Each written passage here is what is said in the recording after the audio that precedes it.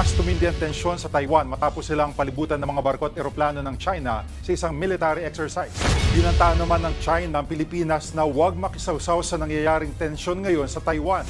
China mas naging agresibo, hindi na tinatantanan ang Taiwan. Jets ng China nakapalibot na sa Taiwan. Ang rehiyon ng Asia-Pasipiko ay muling nahaharap sa lumalalang tensyon, bunsod ng mga aktibidad militar sa pagitan ng China, Taiwan, at mga kaalyado ng Estados Unidos. Sasakupin na ba ng China ang Taiwan? Ano ang naging sagot ng Taiwan tungkol dito? Yan ang ating aalamin.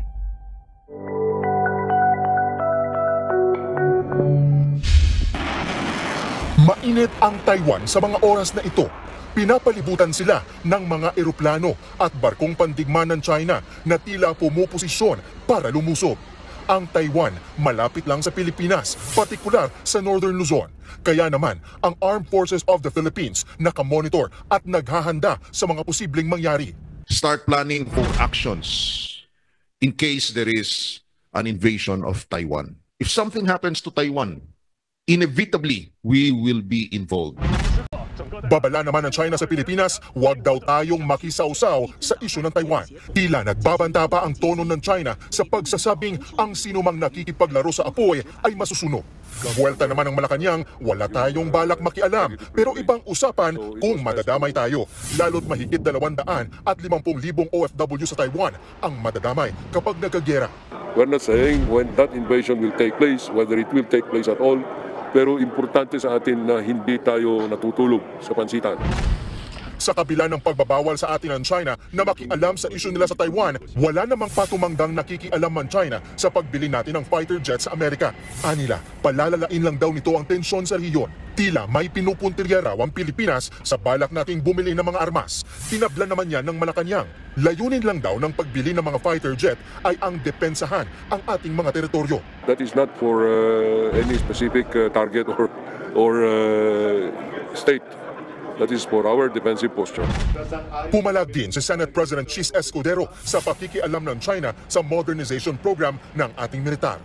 Ang Chinese People's Liberation Army, PLA, ay nagpahayag na ang kanilang kilos ay para lamang sa pagtatanggol ng soberanya at integridad ng teritoryo. Ngunit ang tanong ng marami, bakit ngayon? At bakit ganito kalaki ang kilos militar ng China? Ang estratehiya ng China ay maaaring masabing two-pronged approach. Una, pagpapakita ng lakas upang palakasin ang kontrol nito sa rehiyon.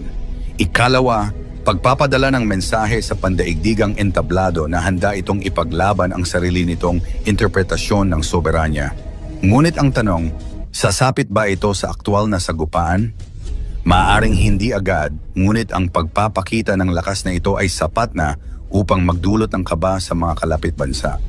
Lalo na kung isa sa alang-alang ang posibilidad ng pagsuporta ng US sa Taiwan. Kung sakaling magpatuloy ang ganitong tension, may malaking panganib ng pagkakaroon ng hindi sinasadyang insidente.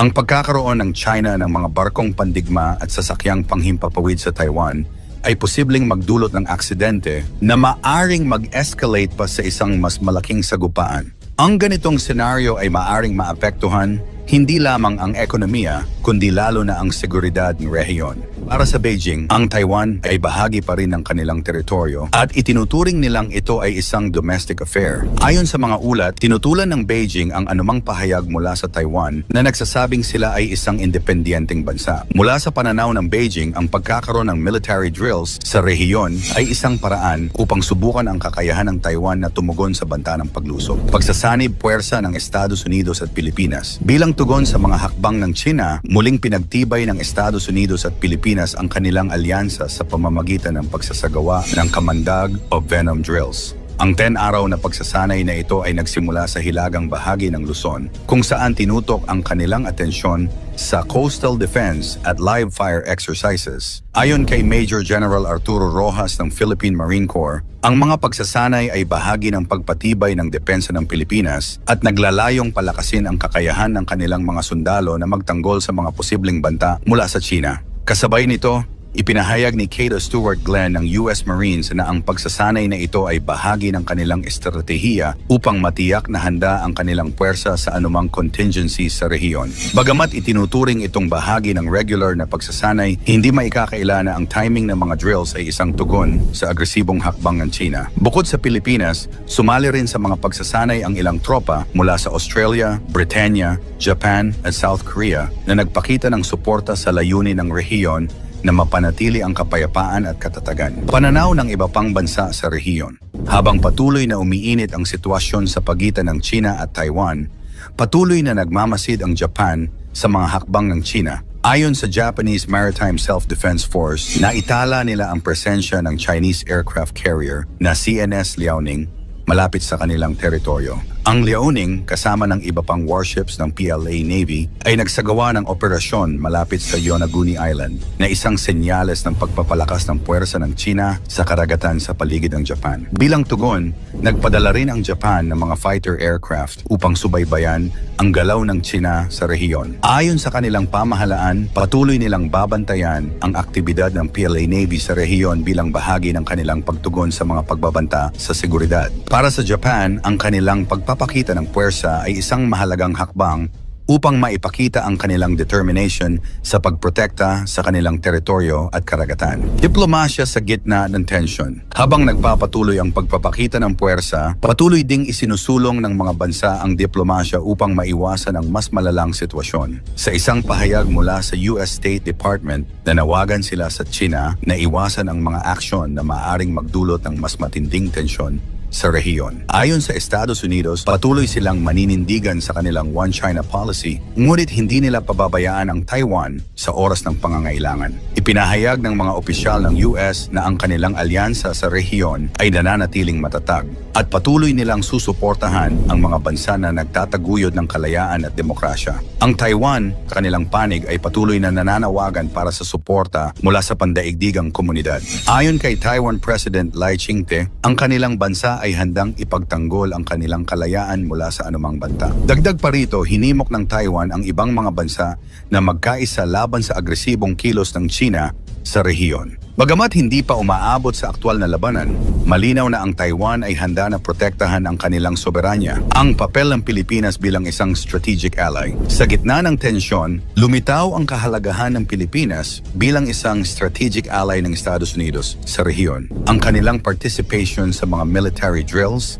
ay nagpapakita ng kanilang pagnanais na mapanatili ang balanse ng kapangyarihan sa rehiyon. Ayon sa Philippine military, ang mga pagsasanay ay bahagi ng kanilang pangmatagalang estratehiya sa coastal defense at hindi lamang sagot sa mga nangyayari sa Taiwan. Sa kabila nito, malinaw na nakikinabang ang Pilipinas mula sa pagtutok ng US sa rehiyon, lalo na't patuloy na nakakaranas ang bansa ng mga banta mula sa China sa West Philippine Sea. Kasabay ng mga ito, nananatiling aktibo ang diplomatikong relasyon ng Pilipinas at China sa kabila ng mga alitan sa teritoryo. Sa mga nakaraang pahayag, iginiit ng pamahalaan ng Pilipinas ang kanilang karapatan sa kanilang teritoryo, kasabay ng panawagan na magpatuloy ang usapan upang maiwasan ang karahasan. Gayunpaman, nagiging hamon para sa Pilipinas ang balanseng relasyon sa pagitan ng China at ng kanilang tradisyonal na kaalyado, ang Estados Unidos. Epekto ng tension sa rehiyon ng Asia-Pasipiko. Ang patuloy na tension sa pagitan ng China, Taiwan at mga kaalyado ng Estados Unidos ay may direktang epekto sa kapayapaan sa buong rehiyon ng Asia-Pasipiko. Ayon sa mga eksperto, ang bawat kilos ng mga pangunahing bansa sa rehiyon ay maaaring magdulot ng epekto sa ekonomiya, diplomasya at seguridad. Bukod sa pangangailangan ng karagdagang pondo para sa military drills, nagiging hamon din ang pakikipag-ugnayan sa pagitan ng mga bansa upang maiwasan ang eskalasyon ng tensyon. Para sa Taiwan, ang presensya ng mga warplanes ng China ay isang direktang banta sa kanilang seguridad. Samantalang para sa China, ang patuloy na pagsuporta ng Estados Unidos sa Taiwan ay itinuturing nilang pakikialam sa kanilang usapin sa teritoryo. Ang pagkakaroon ng venom drills ng Estados Unidos at Pilipinas ay nagbibigay din ng mensahe sa Beijing na ang rehiyon ng Asia-Pasipiko ay handang tumugon sa anumang banta. Sa kasalukuyan, patuloy ang pagsusubaybay ng mga bansa sa rehiyon sa bawat kilos ng China at ng kanilang mga kaalyado. Habang hindi pa umaabot sa ganap na digmaan ang sitwasyon, ang patuloy na pagpapakita lakas, malinaw na nakasalalay sa diplomasya at patuloy na pag-uusap ang hinaharap ng rehiyon. Ang pagsusumikap ng bawat bansa na magpatuloy sa mga negosasyon kasabay ng pagpoposisyon ng kanilang militar ay naglalayong tiyakin na ang mga tensyon sa pagitan ng China, Taiwan at mga kaalyado ng Estados Unidos ay hindi humantong sa isang malawakang alitan. Sa huli, ang pangarap ng kapayapaan sa rehiyon ng Asia-Pasipiko ay nananatiling isang hamon na dapat harapin ng buong komunidad pandaigdig. Ikaw, sa tingin mo magtatagumpay kaya ang China sa mga balak nito sa Taiwan kahit nandyan ang Estados Unidos at mga kaalyado nito? Ikomento mo ito sa ibaba. Huwag kalimutang mag-like and share. Maraming salamat at God bless.